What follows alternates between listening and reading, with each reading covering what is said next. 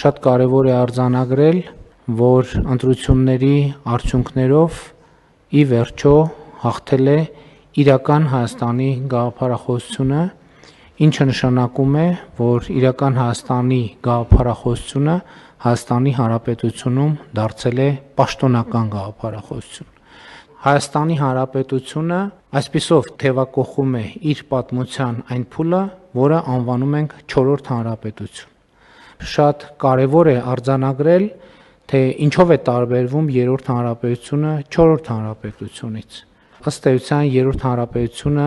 ստեղծվել է, հիմնադրվել է հենց առաջին օրից կոնֆլիկտի տրամաբանությամբ, հակամարտության տրամաբանությամբ, չորրորդ հանրապետությունը ձևավորվել է խաղաղության տրամաբանությամբ։ Երրորդ հանրապետությունը 1990 թվականին իր հռչակումով ըստ էության արձանագրել է, որ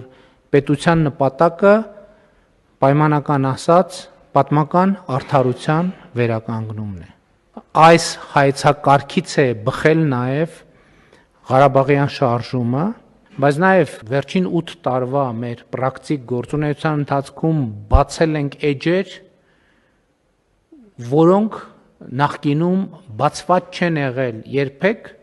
այն կանխավարկածով, որ տրամաբանությամբ այդ էջերի բովանդակություն պարզ է եւ բոլորին հայտնի է։ Մենք ասել ենք շատ լավ, պարզ է, բոլորիս հայտնի է, բայց եկեք մի հատ էլ կարդանք այդ էջերը։ Եվ այդ բովանդակության հետ գործնական առնչություններն են եւ նաեւ ժողովրդի հետ գործնական առնչություններն են, որ մեզ բերել են խաղաղության օրակարգին, որից բխում է նաեւ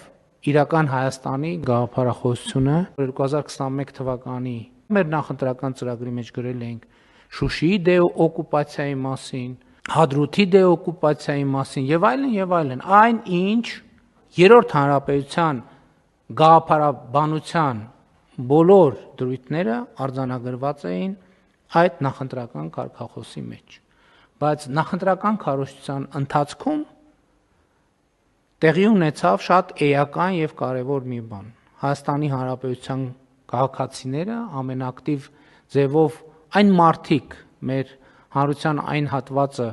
ում ես պայմանական կամ ոչ այդքան պայմանական ընկալում եմ որպես Հայաստանի Հանրապետության սնուցող մայրեր, նրանք մեզ եւ կոնկրետ ինձ ըստ էության պարտադրել են վերանայել այդ ամբողջ գաղափարաբանությունը եւ այդ հայացքը եւ այդ հայեցակարգը եւ արտահերտ ընտրությունների արդյունքներով ժողովրդի առաջ ստանձնած մեծագույն պարտավորությունը տարածաշրջանի եւ Հայաստանի Հանրապետության համար խաղաղ զարգացման հնարավորություն բացելն է։ Այսօրվա առանձնահատկությունը ինչ է, որ կառավարության ծրագիրը ամբողջությամբ հիմնված է իրական Հայաստանի գաղափարախոսության եւ չորրորդ հանրապետության տեսլականի վրա եւ սա է այն առանցքային գաղափարաբանական փոփոխությունը կամ վերափոխումը, որը տեղի է ունենում կառավարության ծրագրում։